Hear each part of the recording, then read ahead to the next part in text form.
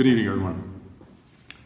18 days ago, the United States and our allies began our evacuation and relocation operation in Kabul. As you just heard from the Pentagon, a few hours ago, that operation was completed. More than 123,000 people have been safely flown out of Afghanistan. That includes about 6,000 American citizens. This has been a massive military, diplomatic, and humanitarian undertaking, one of the most difficult in our nation's history, and an extraordinary feat of logistics and coordination under some of the most challenging circumstances imaginable. Many, many people made this possible. I want to commend our outstanding diplomats who worked around the clock and around the world to coordinate the operation. They volunteered for duty at the Kabul airport. They flew to transit countries to help process thousands of Afghans bound for the United States. They deployed to ports of entry and American military bases to welcome Afghans to their new homes. They staffed a 24/7 task force here in Washington, overseen by Deputy Secretary Brian McKeon. And they built a list of Americans possibly seeking to leave Afghanistan, then worked to contact every single one of them repeatedly, making 55,000 phone calls, sending 33,000 emails since August 14th. They solved problem after problem to keep the mission moving forward. They did this because for the thousands of State Department and USAID employees who've served in Afghanistan in the past 20 years, this evacuation operation was very personal. Many worked hand in hand for years with Afghan partners, many of whom became trusted friends. We also lost cherished members of our foreign service community in Afghanistan. We'll never forget them. Helping Americans, our foreign partners who've been by our side for 20 years, and Afghans at risk at this critical moment was more than just a high-stakes assignment for our team. It was a sacred duty. And the world saw how our diplomats rose to the challenge with determination and heart. U.S. service members in Kabul did heroic work, securing the airport, protecting civilians of many nationalities, including tens of thousands of Afghans, and airlifting them out. They're also providing vital support right now, caring for Afghans on military bases in Europe, the Middle East, and here in the United States. We've seen pictures of U.S. service members at the Kabul airport cradling babies, comforting families. That's the kind of compassionate courage our men and women in uniform exemplify. They carried out this mission under the constant threat of terrorist violence. And 4 days ago, 11 Marines, 1 Navy medic, and 1 soldier were killed by a suicide bomber at the airport gate, as well as scores of Afghans. Nearly all of them were in their early 20s, just babies or toddlers on September 11th, 2001. These deaths are a devastating loss for our country. We at the State Department feel them deeply. We have a special bond with the Marines. The first person that you see when you visit an American embassy is a Marine. They guard our diplomatic missions. They keep us safe around the world. We couldn't do our jobs without them.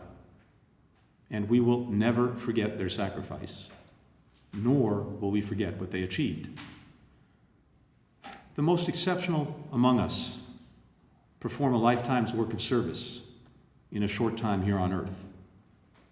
So it was for our exceptional brothers and sisters who died last week. Finally, I want to thank our allies and partners. This operation was a global endeavor in every way. Many countries stepped up with robust contributions to the airlift, including working by our side at the airport. Some are now serving as transit countries, allowing evacuees to be registered and processed on the way to their final destinations. Others have agreed to resettle Afghan refugees permanently, and we hope more will do so in the days and weeks ahead. We're truly grateful for their support. Now, U.S. military flights have ended, and our troops have departed Afghanistan. A new chapter of America's engagement with Afghanistan has begun. It's one in which we will lead with our diplomacy. The military mission is over. A new diplomatic mission has begun. So here's our plan for the days and weeks ahead. First, we built a new team to help lead this new mission. As of today, we've suspended our diplomatic presence in Kabul and transferred our operations to Doha, Qatar, which will soon be formally notified to Congress. Given the uncertain security environment and political situation in Afghanistan, it was the prudent step to take. And let me take this opportunity to thank our outstanding Chargé d'Affaires in Kabul, Ambassador Ross Wilson, who came out of retirement in January 2020 to lead our embassy in Afghanistan and has done exceptional, courageous work during a highly challenging time. For the time being, we will use this post in Doha to manage our diplomacy with Afghanistan, including consular affairs, administering humanitarian assistance, and working with allies, partners, and regional and international stakeholders to coordinate our engagement and messaging to the Taliban. Our team there will be led by Ian McCarry, who served as our Deputy Chief of Mission in Afghanistan for this past year. No one's better prepared to do the job.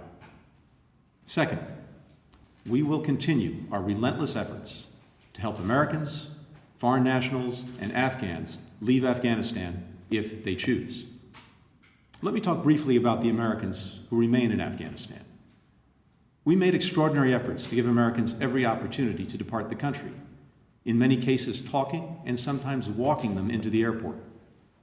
Of those who self-identified as Americans in Afghanistan who are considering leaving the country, we've thus far received confirmation that about 6,000 have been evacuated or otherwise departed. This number will likely continue to grow as our outreach and arrivals continue. We believe there are still a small number of Americans, under 200 and likely closer to 100, who remain in Afghanistan and want to leave. We're trying to determine exactly how many. We're going through manifests and calling and texting through our lists, and we'll have more details to share as soon as possible.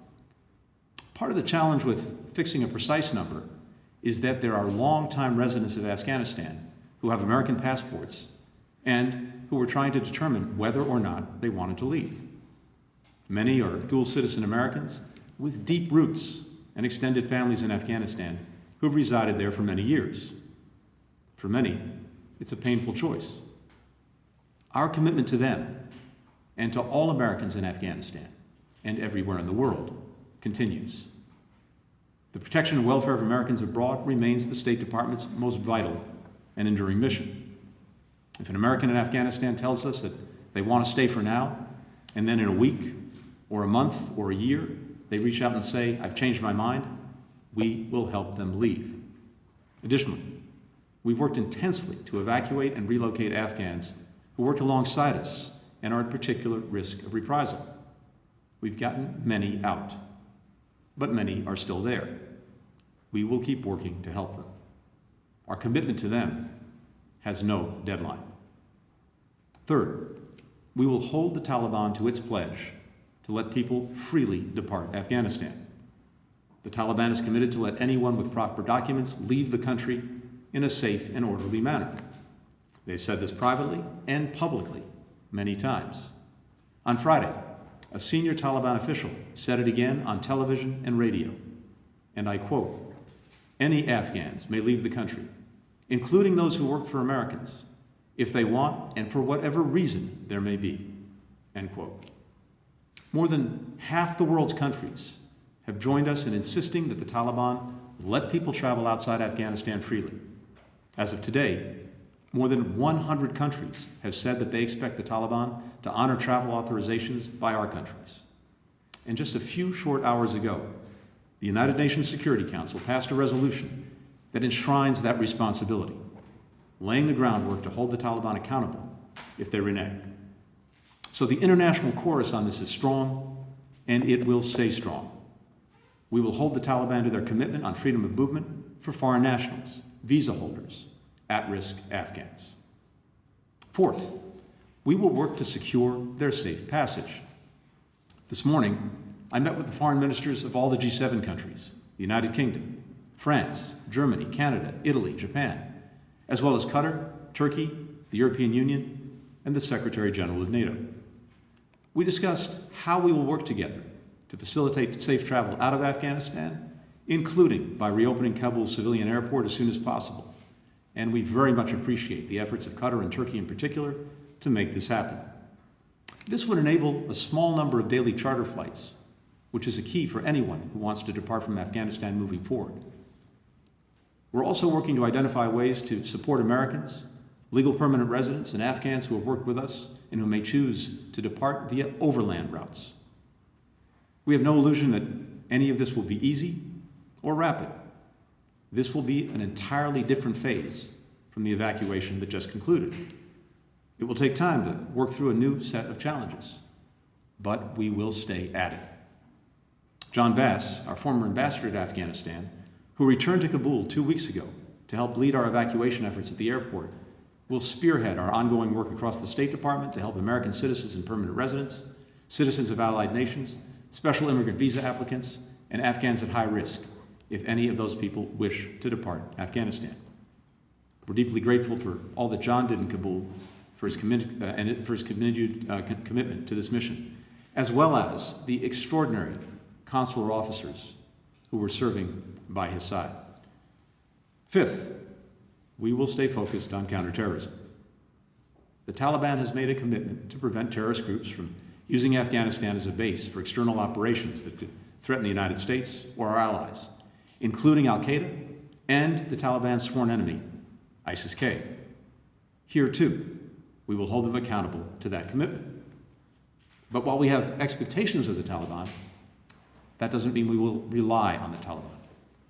We'll remain vigilant in monitoring threats ourselves, and we'll maintain robust counterterrorism capabilities in the region to neutralize those threats if necessary, as we demonstrated in the past few days by striking ISIS facilitators and imminent threats in Afghanistan, and as we do in places around the world where we do not have military forces on the ground. Let me speak directly to our engagement with the Taliban across these and other issues. We engaged with the Taliban during the past few weeks to enable our evacuation operations. Going forward, any engagement with a Taliban-led government in Kabul will be driven by one thing only: our vital national interests. If we can work with a new Afghan government in a way that helps secure those interests, including the safe return of Mark Frerichs, a U.S. citizen who's been held hostage in the region since early last year, and in a way that brings greater stability to the country and region and protects the gains of the past 2 decades, we will do it. But we will not do it on the basis of trust or faith. Every step we take will be based not on what a Taliban-led government says, but what it does to live up to its commitments. The Taliban seeks international legitimacy and support. Our message is any legitimacy and any support will have to be earned. The Taliban can do that by meeting commitments and obligations on freedom of travel, respecting the basic rights of the Afghan people, including women and minorities, upholding its commitments on counterterrorism, not carrying out reprisal violence against those who choose to stay in Afghanistan, and forming an inclusive government that can meet the needs and reflect the aspirations of the Afghan people. Sixth, we will continue our humanitarian assistance to the people of Afghanistan. The conflict has taken a terrible toll on the Afghan people. Millions are internally displaced. Millions are facing hunger, even starvation. The COVID-19 pandemic has also hit Afghanistan hard. The United States will continue to support humanitarian aid to the Afghan people. Consistent with our sanctions on the Taliban, the aid will not flow through the government, but rather through independent organizations such as UN agencies and NGOs. And we expect that those efforts will not be impeded by the Taliban or anyone else. And seventh, we will continue our broad international diplomacy across all these issues and many others. We believe we can accomplish far more and exert far greater leverage when we work in coordination with our allies and partners. Over the last 2 weeks, we've had a series of intensive diplomatic engagements with allies and partners to plan and coordinate the way ahead in Afghanistan. I've met with the foreign ministers of NATO and the G7. I've spoken one-on-one with dozens of my counterparts. Last week, President Biden met with the leaders of the G7 countries, and Deputy Secretary of State Wendy Sherman has been convening a group of 28 allies and partners from all regions of the world every other day. Going forward, we'll coordinate closely with countries in the region and around the world, as well as with leading international organizations, NGOs, and the private sector. Our allies and partners share our objectives and are committed to working with us. I'll have more to say on these matters in the coming days. The main point I want to drive home here today is that America's work in Afghanistan continues. We have a plan for what's next. We're putting it into action. This moment also demands reflection. The war in Afghanistan was a 20-year endeavor. We must learn its lessons and allow those lessons to shape how we think about fundamental questions of national security and foreign policy. We owe that to future diplomats, policymakers, military leaders, service members. We owe that to the American people. But as we do, we will remain relentlessly focused on today and on the future. We'll make sure we're finding every opportunity to make good on our commitment to the Afghan people, including by welcoming thousands of them into our communities, as the American people have done many times before, with generosity and grace throughout our history. In this way, we'll honor all those brave men and women from the United States and many other countries who risked or sacrificed their lives as part of this long mission right up to today. Thanks for listening.